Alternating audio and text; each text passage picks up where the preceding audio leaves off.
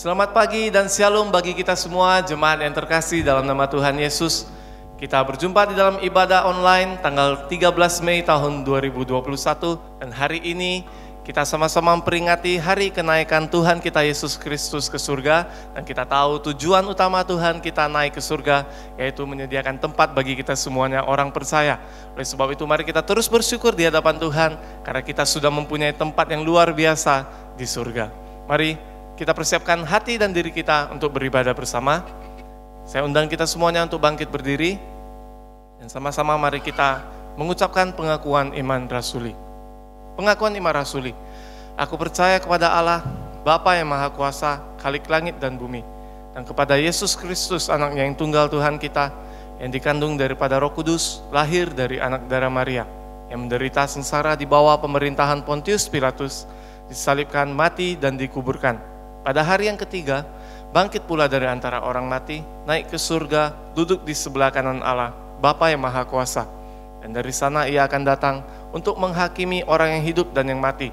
Aku percaya kepada Roh Kudus, gereja yang kudus dan am, persekutuan orang kudus, pengampunan dosa, kebangkitan orang mati, dan hidup yang kekal. Amin. Responsoria. Apa yang dilahirkan dari daging adalah daging, dan apa yang dilahirkan dari roh adalah roh. Janganlah engkau heran, karena aku berkata kepadamu, kamu harus dilahirkan kembali. Angin bertiup kemana ia mau, dan engkau mendengar bunyinya. Tetapi engkau tidak tahu dari mana ia datang atau kemana ia pergi. Demikianlah halnya dengan tiap-tiap orang yang lahir dari roh. Nikodemus menjawab, katanya, bagaimanakah mungkin hal itu terjadi? Jawab Yesus, engkau adalah pengajar Israel, dan engkau tidak mengerti hal-hal itu? Aku berkata kepadamu, sesungguhnya kami berkata-kata tentang apa yang kami ketahui, dan kami bersaksi tentang apa yang kami lihat. Tetapi kamu tidak menerima kesaksian kami. Kamu tidak percaya waktu aku berkata-kata dengan kamu tentang hal-hal duniawi. Bagaimana kamu akan percaya kalau aku berkata-kata dengan kamu tentang hal-hal surgawi sama-sama? Tidak ada seorang pun yang telah naik ke surga selain daripada Dia yang telah turun dari surga, yaitu Anak Manusia. Kita bersyukur. Yang kita sembah adalah anak manusia dan dia adalah Yesus Kristus, Raja di atas segala raja. Dialah Allah yang terhebat, dialah Raja yang terhebat. Oleh sebab itu mari kita terus memuji Tuhan. Amin. Semuanya kemauan tepuk tangan. Katakan, Yesus kaulah perisai di hidupku. Kuasamu sanggup menghancurkan kutuk. Engkau kalahkan maut dan taklukkan dunia. Ku bersorak serukan Kau yang terhebat. Kasih-Mu nyata di dalam hidupku. Kau selamatkanku dan tebus dosaku. Kaulah yang terbaik, kuasa-Mu sempurna. Kau juru selamatku yang bertata selamanya. Kaulah Tuhan, kebenaran yang hidup, yang berkuasa. Selamanya di dalamku Kau terhebat.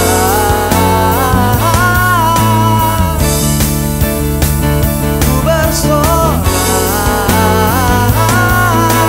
ku tinggikan nama-Mu, meninggikan nama-Mu Tuhan. Come on, katakan lagi. Sing it out. Kasih-Mu nyata di dalam hidupku. Kau selamatkanku dan tebus dosaku. Terima kasih Tuhan. Kaulah yang terbaik, kuasa-Mu sempurna. Juru selamatku yang bertata selamanya. Kaulah Tuhan, kebenaran yang hidup, yang berkuasa. Selamanya di dalamku, Kaulah Tuhan.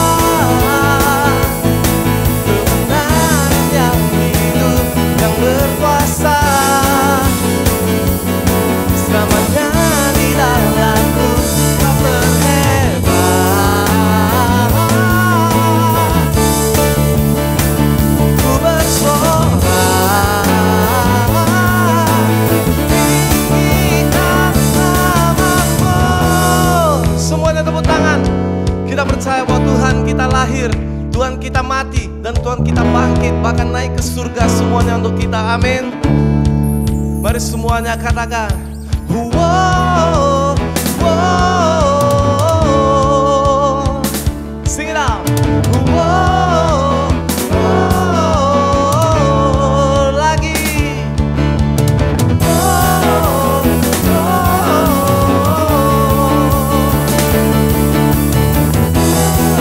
Mari katakan sama-sama. Sing, Kaulah Tuhan, kebenaran yang hidup, yang berkuasa selamanya di dalamku. Kaulah Tuhan, kebenaran yang hidup, yang berkuasa selamanya, selamanya di dalamku. Kau terhebat, ku bersorak, tinggikan namamu. Berikan tepuk tangan bagi Tuhan kita. Kita percaya bahwa Tuhan adalah Raja di atas segala raja. Sungguh kami bersyukur kepada Tuhan, karena Engkau Raja yang hebat, dan Engkau hidup dalam hidup kami Tuhan.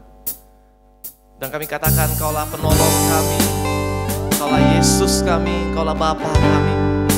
Kami bersyukur Tuhan, terima kasih Yesus. Mari katakan sama-sama. Kau alasan di dalam hidupku, untuk berserah penuh kepadamu.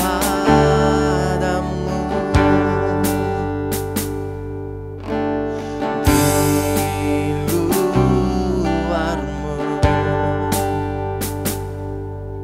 ku tak akan mampu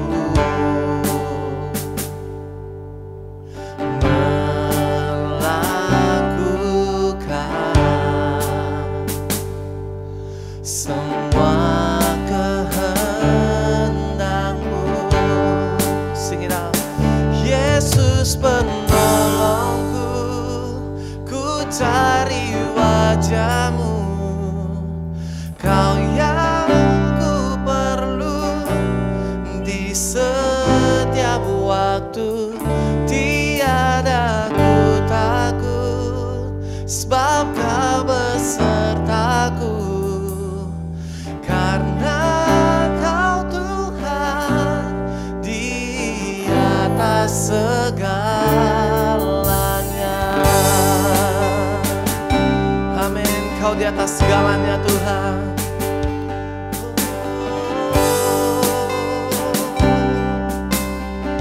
Katakan dengan segenap iman dan hatimu.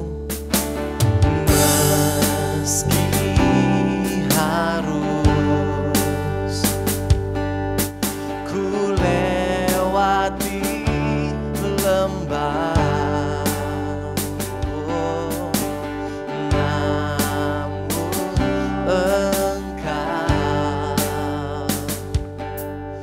tak lepaskan aku.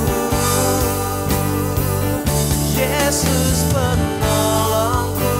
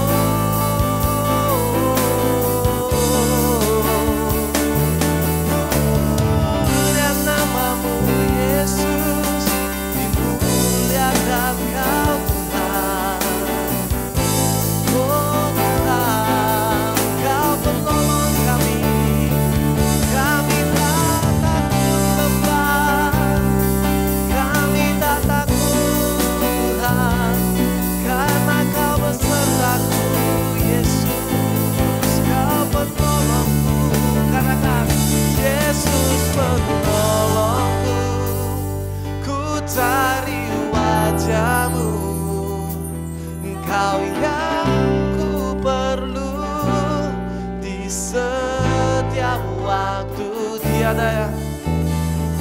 Kami gak takut Tuhan, karena kami tahu Engkau beserta dengan kami. Karena Engkau Tuhan di atas segalanya, Yesus penolongku, ku cari wajah-Mu. Kau yang ku perlu di setiap waktu, tiada ku takut. Amin. Kau beserta dengan kami Tuhan. Di atas segalanya, karena Kau Tuhan di atas segalanya.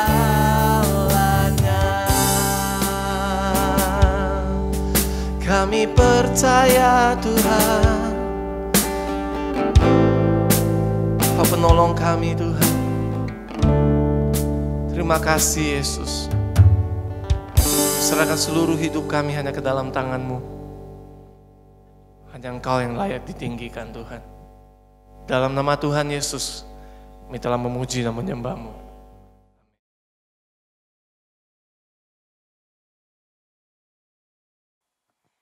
Selamat pagi Bapak Ibu Saudara-saudari yang terkasih dalam Yesus Kristus. Hari ini kita merayakan ibadah, ya, kita melakukan ibadah peringatan daripada kenaikan Yesus ke surga.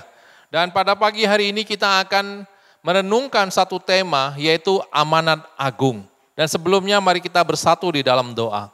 Tuhan, terima kasih pada pagi hari ini kami masih bisa berkumpul untuk beribadah kepada Engkau. Tuhan, kami sudah menaikkan pujian kami. Kiranya Engkau berkenan atas pujian kami. Dan juga Tuhan, sebentar kami mau mendengarkan firman-Mu. Berbicaralah kepada setiap di antara kami, sehingga firman ini bisa kami laksanakan dalam kehidupan kami setiap hari. Jaga hati dan pikiran kami Tuhan, sehingga kami bisa fokus mendengarkan firman ini. Pakai hamba-Mu bisa dengan bahasa yang sederhana menyampaikan firman ini. Kami serahkan waktu ini ke dalam tangan-Mu. Di dalam nama Tuhan Yesus Kristus kami berdoa. Amin. Bapak Ibu, mari kita membuka Alkitab kita. Alkitab kita diambil dari Matius pasal yang ke-28. Matius pasal yang ke-28 ayat yang ke-16 sampai yang ke-20. Matius 28 ayat yang ke-16 sampai yang ke-20. Demikian bunyi firman Tuhan. Dan ke-11 murid itu berangkat ke Galilea, ke bukit yang telah ditunjukkan Yesus kepada mereka. Ketika melihat Dia, mereka menyembahnya. Tetapi beberapa orang ragu-ragu. Yesus mendekati mereka dan berkata, "Kepadaku telah diberikan segala kuasa di surga dan di bumi. Karena itu pergilah, jadikanlah semua bangsa muridku, dan baptislah mereka dalam nama Bapa dan Anak dan Roh Kudus. Dan ajarlah mereka melakukan segala sesuatu yang telah kuperintahkan kepadamu. Dan ketahuilah, aku menyertai kamu senantiasa sampai kepada akhir zaman." Bapak, Ibu, Saudara-saudari, jika ada satu pertanyaan dilontarkan kepada kita, dan pertanyaannya itu adalah, kenapa Anda bisa ada di dunia ini? Kira-kira kita akan menjawab apa? Pertanyaan ini pernah saya tanyakan kepada anak-anak remaja, Bapak Ibu. Dan anak-anak remaja ini dengan gampangnya menjawab, jawabannya adalah karena papa dan mama saya. Itu betul ya.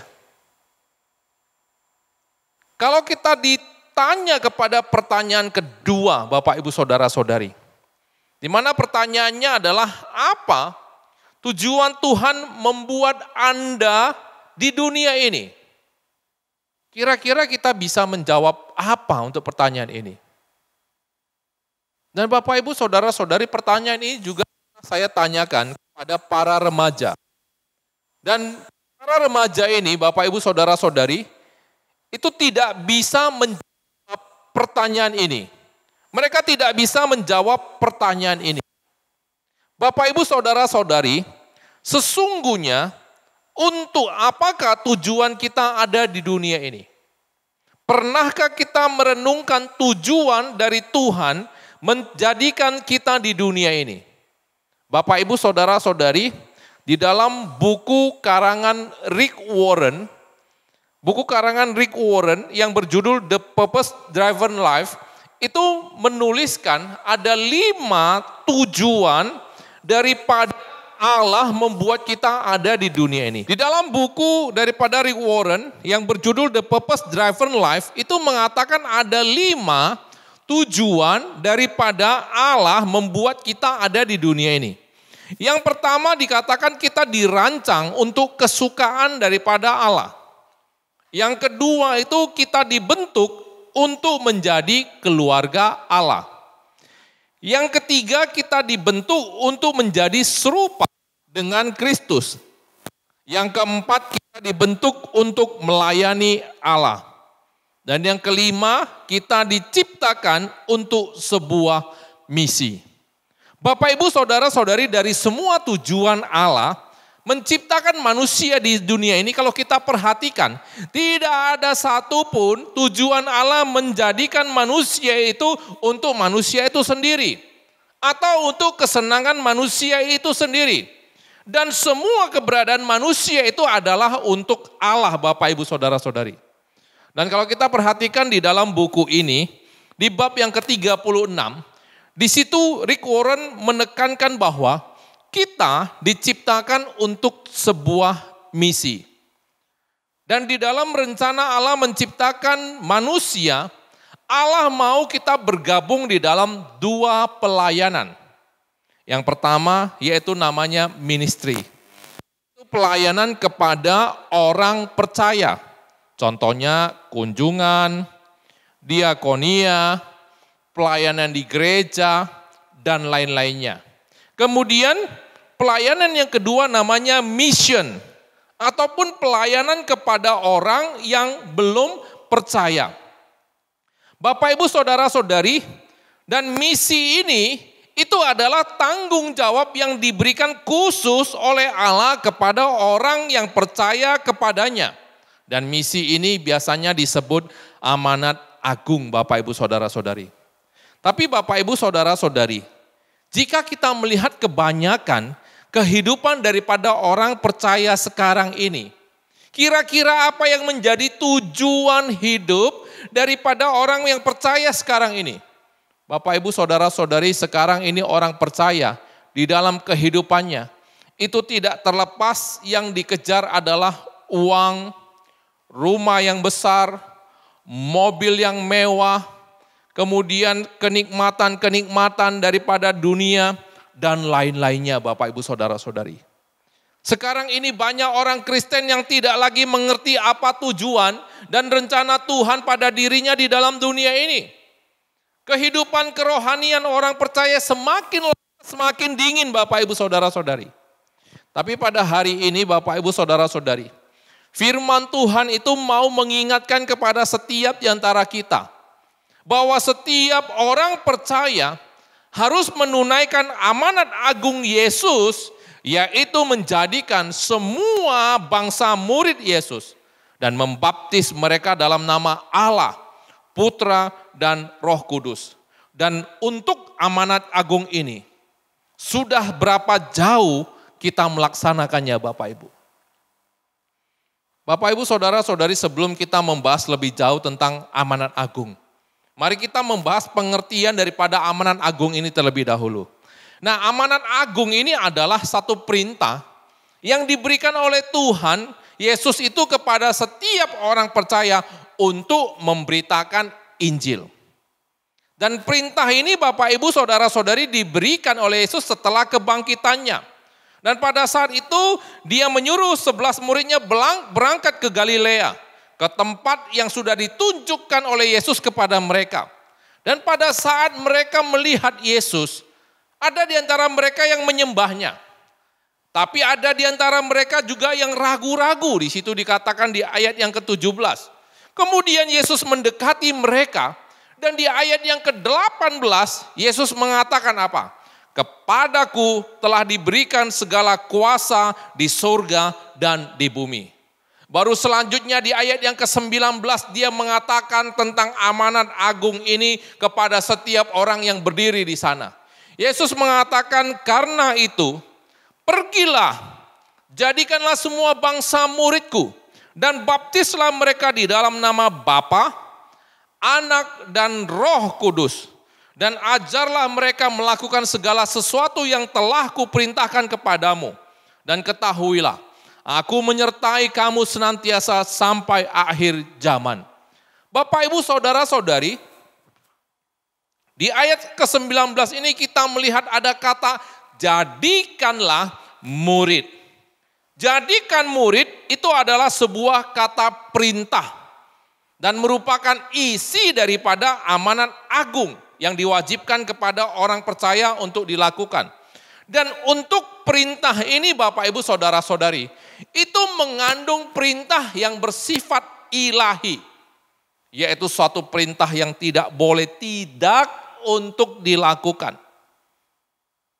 Bapak Ibu Saudara-saudari, 4 hari yang lalu ada seorang wanita datang ke toko Mentari. Kebetulan saya duduk di sana dan sedang ngobrol dengan Pak Hendra. Baru dia mengambil handphonenya dan menunjukkan gambar ini.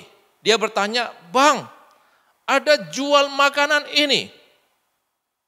Pada saat itu saya tidak tahu ini namanya apa. Padahal ini adalah jajanan kami waktu kecil Bapak Ibu Saudara-saudari. Ternyata namanya manisan sanca. Dan kata ibu ini, dia katakan, perempuan ini dia katakan bahwa ibu saya baru sadar dari sakit dan mencari makanan ini. Sampai anak perempuannya itu dia minta tolong kepada kami, "Tolonglah Bang, kasih tahu di mana ada jual ini. Mama saya pengen makan." Bapak Ibu Saudara-saudari, dia sampai minta tolong supaya bisa mencari makanan untuk ibunya yang baru sadar dari sakit. Itu dikarenakan mungkin itu adalah keinginan orang tuanya yang terakhir kalinya sebelum meninggalkan dunia ini. Sehingga dia mengusahakannya supaya bisa dikabulkan dan diberikan kepada orang tuanya. Tapi Bapak Ibu Saudara-saudari, amanat agung itu jauh lebih penting daripada keinginan ibu yang baru sadar dari sakit ini. Dan amanat agung itu adalah pesan daripada Yesus yang bersifat ilahi untuk dilakukan kepada setiap orang yang percaya kepadanya. Dan untuk keharusan ini Bapak Ibu Saudara-saudari, Paulus di dalam 1 Korintus pasal yang ke-9 ayat 16. Di situ dia katakan bahwa dia harus mengabarkan Injil, itu wajib hukumnya baginya. Keharusan baginya. Dan dia tekankan di ayat yang terakhir, celakalah aku jika aku tidak memberitakan Injil. Bapak Ibu Saudara-saudari, menjadikan murid dan memberitakan Injil adalah tugas penting yang harus dilakukan oleh setiap orang yang percaya kepada Yesus. Tidak ada satu alasan pun yang bisa kita pakai untuk tidak memberitakan Injil. Dan tidak membawa orang yang belum percaya kepada Yesus. Karena salah satu tujuan kita ada di dunia ini adalah membawa jiwa kepada Tuhan. Dan Tuhan akan meminta pertanggungjawaban daripada setiap individu atas tugas amanat agung yang sudah diserahkan kepada kita. Dan Bapak Ibu Saudara-saudari, hal pertanggungjawaban ini itu bisa kita lihat dari contoh perumpamaan tentang talenta. Kalau kita perhatikan di pasal yang ke-25 Bapak Ibu, di situ ada perumpamaan tentang talenta. Di mana di situ dikatakan ada seorang tuan yang mau pergi ke luar negeri.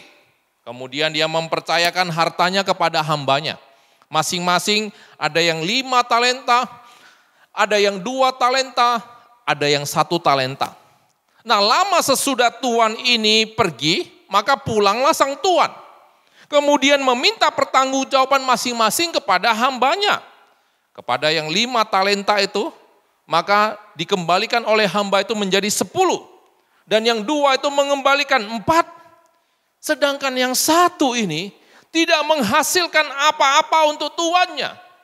Akhirnya sang tuan itu marah dan menghukum hamba yang tidak setia tersebut Dan mengatakan ayat yang ke-30 dari pasal 25. Dia kata Yesus dan Tuhan itu mengatakan, dan campakkanlah hamba yang tidak berguna itu ke dalam kegelapan yang paling gelap. Di sanalah akan terdapat ratap dan kertak gigi. Bapak Ibu Saudara-saudari, demikian pula lah nanti Tuhan akan meminta pertanggungjawaban kepada setiap orang yang percaya di hari di mana dia datang kedua kalinya. Karena amanat agung ini Bapak Ibu Saudara-saudari, untuk amanat agung ini Tuhan terlebih dahulu sudah melakukan bagiannya. Dan bagian yang dilakukan oleh Yesus bukanlah bagian yang mudah dan biasa. Dia yang pada dasarnya adalah mulia. Dia harus turun ke dunia ini menjadi hina Bapak Ibu. Lahir di kandang domba. Supaya orang yang paling rendah dan hina sekalipun, sampai orang yang paling tinggi dan paling kaya sekalipun bisa menerimanya. Dan bukan hanya sampai di situ yang dilakukan oleh Tuhan Yesus. Tapi dia mati di atas kayu salib.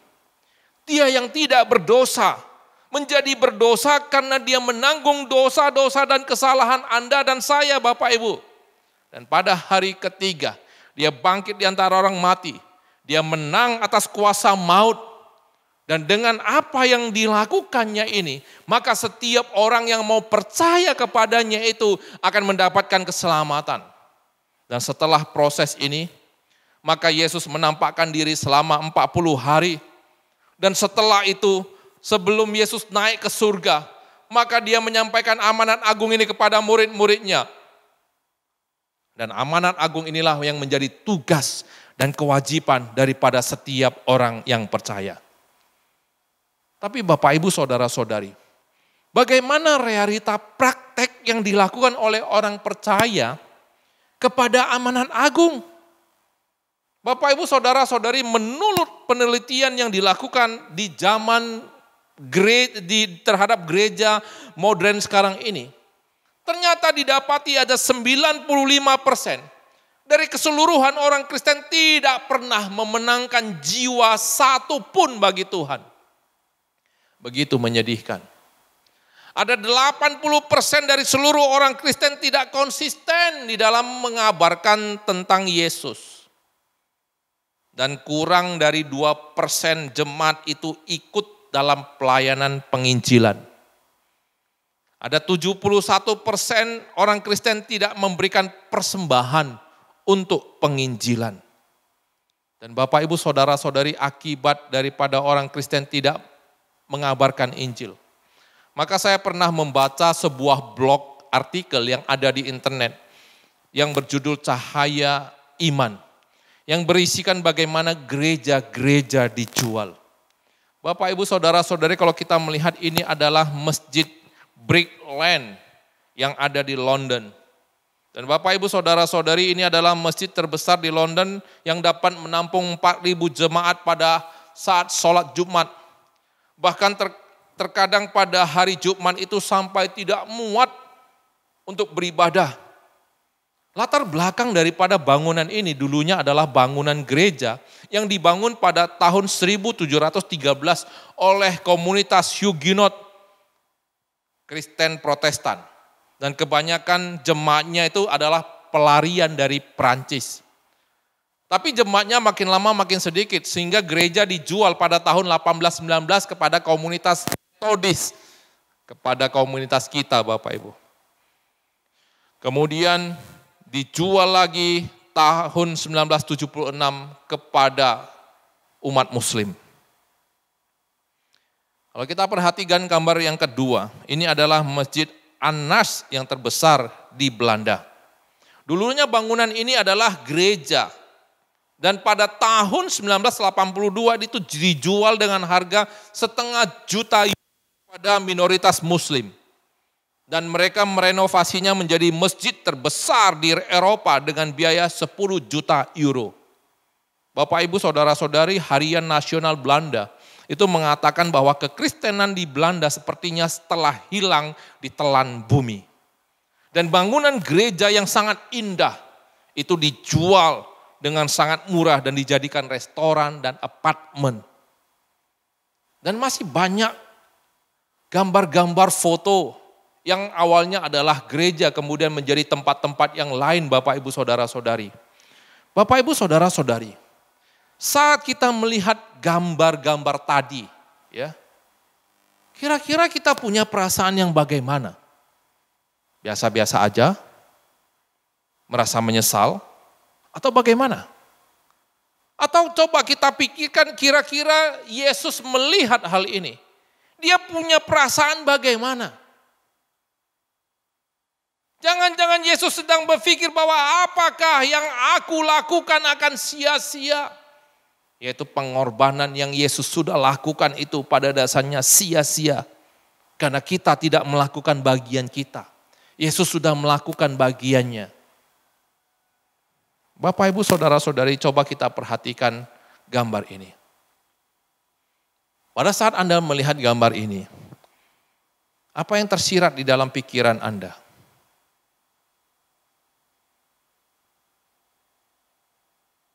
Pada saat saya melihat gambar ini, sepertinya saya merasakan bahwa Yesus itu memberontak dan tidak mau dia itu hanya sebatas ada di dalam sana. Sepertinya ada ketidaksabaran yang dilihat karena orang Kristen tidak melakukan tugas dan tanggung jawabnya. Karena Yesus akan tetap ada di sana, tapi tidak tersebar kepada orang-orang yang memerlukan Injil, yang belum menerima Tuhan Yesus. Bapak, Ibu, Saudara-saudari, ayat firman Tuhan di dalam Matius 10 ayat 38 mengatakan, barang siapa tidak memikul salibnya dan mengikut aku, ia tidak layak bagiku. Oleh sebab itu Bapak, Ibu, Saudara-saudari, pada hari kenaikan Yesus ke surga hari ini, marilah kita menjadi orang percaya yang tidak berhenti pada baptisan saja. Atau tidak berhenti pada rutinitas beribadah di gereja saja. Atau hanya mengambil sedikit pelayanan di gereja saja. Kemudian mati dan berharap masuk surga Bapak Ibu. Tapi marilah kita berfokus pada amanat agung Tuhan. Karena saat kita berada di hadapan Yesus, pertanyaan yang akan diajukan Yesus kepada kita bukan seberapa banyak depositomu di dunia. Seberapa banyak rumahmu di dunia. Seberapa banyak hartamu. Tapi yang Tuhan Yesus akan tanya adalah, sudah berapa banyak jiwa yang kita bawa kepada Yesus. Bapak, Ibu, Saudara-saudari, kiranya Tuhan yang menolong kita. Melalui firman ini kita ditegur. Melalui firman ini kita diingatkan. Melalui firman ini kita disemangati kembali untuk tetap melakukan tugas tanggung jawab kita, yaitu amanat agung Tuhan, memberitakan Injil. Mari kita berdoa. Tuhan, terima kasih untuk firman-Mu. Firman ini menegur kami. Firman ini mengguncang kami. Firman ini mengajak kami untuk keluar dari kenyamanan kami. Untuk apapun yang kami lakukan yang tidak memandang kepada amanat agung Tuhan. Tuhan mengingatkan kami supaya kami harus memperhatikannya dan melakukannya. Tuhan, Engkau tolong. Supaya kami senantiasa bisa di dalam kehidupan kami berfokus kepada amanat agung Tuhan. Dan ketika kami berfokus kepada amanat agung Tuhan, maka ini adalah menjadi kesenangan Tuhan ketika kami hidup di dunia ini. Dan memang kami mencapai tujuan Tuhan menciptakan kami. Yaitu melakukan misi daripada Tuhan. Tuhan pakai kami. Tuhan ubahkan kami. Supaya kami senantiasa bisa untuk menginjili dan juga memberitakan Injil. Tuhan juga yang terus memberkati kami. Supaya di masa-masa pandemi ini kami juga bisa melakukan dengan baik. Dan juga diberikan hikmat untuk memberitakan Injil. Tuhan juga yang memberkati dan melindungi setiap di antara kami. Terima kasih Tuhan, ini doa kami. Di dalam nama Tuhan Yesus Kristus kami berdoa. Amin. Bapak, Ibu, Saudara-saudari, mari kita bangkit berdiri, kita sama-sama mengakhiri ibadah kita. Kita sama-sama berdoa doa Bapa kami.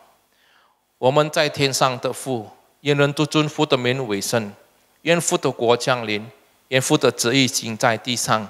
如同行在天上，我们日用的饮食今日赐给我们，赦免我们的罪，如同我们赦免得罪我们的人，不叫我们遇见试探，拯救我们脱离凶恶，因为国度、权柄、荣耀全是父的，直到永远。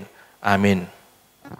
手罗基，普天之下，万国万民，齐声赞美父子圣灵，三位一体，同用同尊，万有之源，万福之本。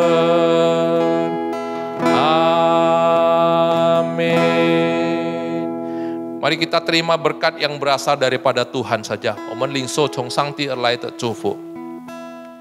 但愿我主耶稣基督的恩惠，天父上帝的慈爱，以圣灵的感动常与我们同在，从今时直到永永远远。Kiranya kasih karunia daripada Tuhan kita Yesus Kristus, pengasihan dari Allah Bapa, persekutuan dengan Roh Kudus yang senantiasa menyertai kita sekalian, mulai saat ini, besok sampai selama-lamanya. Amin. Amin. Amin. Amin.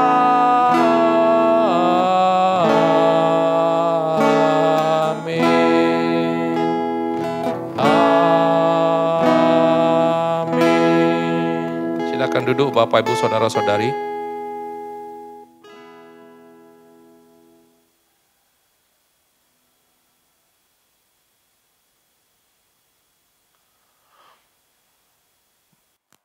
Baik, selamat pagi Bapak Ibu Saudara-saudari. Selamat memperingati hari kenaikan Tuhan Yesus ke surga. Kiranya firman pada pagi hari ini menyemangati kita untuk terus bermisi bagi Tuhan dan juga melakukan amanat agung daripada Tuhan dalam kehidupan kita. Selamat beraktivitas, Tuhan memberkati kita. Salam, sampai jumpa lagi.